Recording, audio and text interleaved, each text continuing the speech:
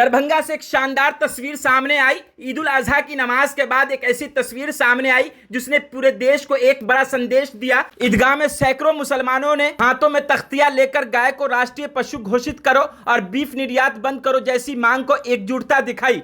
जिस समाज पर अक्सर गाय को लेकर आरोप लगाए जाते रहे हैं, उसी समाज ने खुले मन से यह संदेश दिया कि वह करोड़ों लोगों की आस्था और भावनाओं का सम्मान करता है। अगर हिंदू समाज गाय को माता मानता है तो उनकी भावनाओं का ख्याल रखना भी हमारी जिम्मेदारी है। यह तस्वीर ऐसे समय में आई है जब देश भर में बकरीद है और गाय को लेकर बहस छिड़ी हुई है। तनाव और हिंसा की खबर चर्चा में है। ऐसे माहौल में मुस्लिम समाज की ओर से आया यह संदेश सामाजिक सौहार्द और भाईचारे के लिए एक मिसाल बनकर उभरा है। जन स्वराज के नेता डॉक्टर शुएब अहमद खान के नेतृत्व में बड़ी संख्या में लोग नमाज के बाद ईदगाह में तख्तियां लेकर खड़े हो गए। पूरा परिसर गाय माता को राष्ट्रीय पशु घोषित करो और बीफ निर्यात पूरी तरह बंद करो जैसे नारों से गूंज उठा। डॉक्टर शुएब खान ने इससे पहले भी कई मंचों से गौ माता को राष्ट्रीय पशु घोषित करने की मांग उठा चुके हैं। उन्होंने गौ रक्षक संगठन और बजरंग दल जैसे संगठन से भी इस अभियान में साथ देने की मांग की है। आज की यह तस्वीर सिर्फ एक प्रदर्शन नहीं बल्कि यह संदेश है कि देश की एकता, आस्था और आपसी सम्मान सबसे ऊपर है। राष्ट्रीय पशु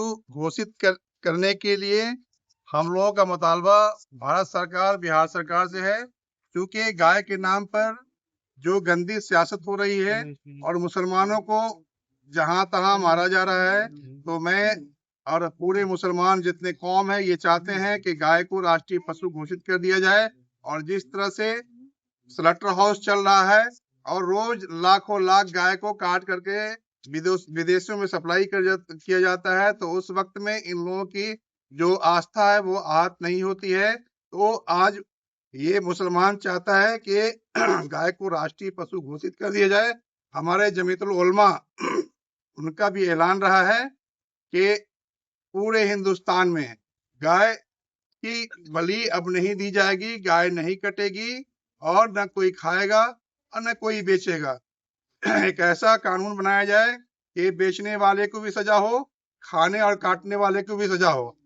बेबात का मटन के नाम पर आपने देखा होगा कि पहलू खान को मारा गया।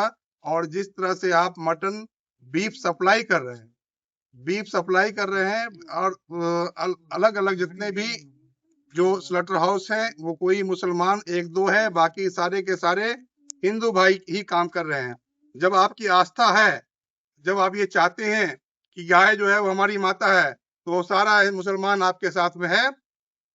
अब हम लोग जो है गाय का कोई बलि नहीं देंगे और नहीं खाएगा और न कटेगा।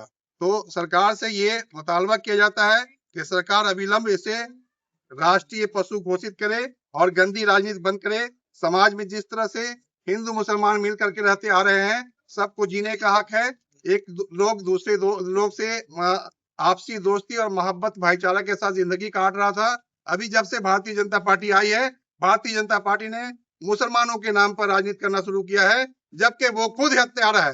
गाय का हत्यारा अगर बोला जाए तो भारतीय जनता पार्टी के लोग हैं। भारतीय जनता पार्टी के लोग 250-250 करोड़ रुपया चंदा लेकर के गाय का खून समझिए खाता है। और ये एक नाटक बना करके लोगों को ये दिग्भ्रमित किया जाता है कि मुसलमान तुम्हारा दोस्त है, मुसलमान ही खाता है। अरे तुम तो उससे बढ़ के बहुत बड़ा हिंदू के दुश्मन हो। ये गाय का बलि कर जो है वो स्लॉटर हाउसों के द्वारा कराते हो, उसे बंद नहीं करते हो।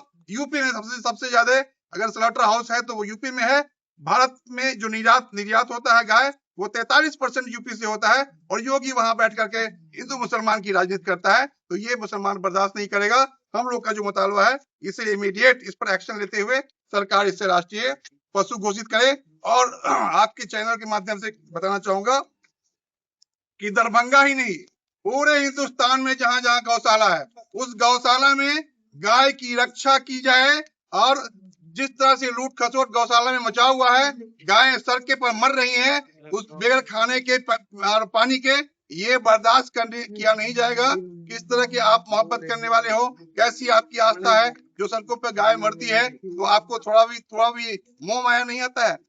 गाय ठंडा के अंदर में आप जब देखिए कड़ाके की ठंडी होगी तो गाय वहां पर ठंड में सुकुड़ती रहती है, ठुठुरती रहती है, कोई देखने वाला नहीं है। और गाय माता की का देखने वाला कोई नहीं है। तो मैं ये चाहता हूँ और मुतालबा करता हूँ कि गाय को राष्ट्रीय पशु घोषित किया जाए। जी, क्या नाम हुआ आपका? हमारा नाम डॉक्टर शुएब अहमद खान। मैं जन स्वराज पार्टी का प्रदेश महासचिव हूँ, अल्पसंख्यक प्रकोष्ठ। अल्लाह के नबी सल्लल्लाहु अलैहि वसल्लम ने से पूछा गया, उसके सवाल के जवाब में अल्लाह के नबी सल्लल्लाहु अलैहि वसल्लम ने फरमाया, ये तुम्हारे बुज़ुर्ग बाप हज़रत इब्राहीम अलैहिस्सलातु वस्सलाम की सुन्नत मुबारका है। फिर पूछा कि इसमें क्या मिलेगा, तो जनाब मुहम्मद रसूलुल्लाह सल्लल्लाहु अलैहि वसल्लम ने फरमाया कि तुम्हें जानवर के हर बाल के बदले तुम्हें एक नेकी मिलेगी। इससे अंदाज़ा लगाया जा सकता है जानवर के ऊपर जो बाल होता है उसको शुमार भी नहीं किया जा सकता। इंसान कुर्बानी के अमल को ताज़ा करके अपने अमाल में एक ज़ख़ीरा जमा कर सकता है। क्या कुछ मैसेज होता है समाज के अगर बीच में बात भेजनी हो उस बात को लेकर? कुर्बानी का मकसद ये है कि अल्लाह तबारक व तआला की मोहब्बत गालिब आ जाए और तमाम ख्वाहिशात जो है अल्लाह तबारक व तआला की मोहब्बत की वजह से, हुक्म की वजह से उसको तर्क कर दे।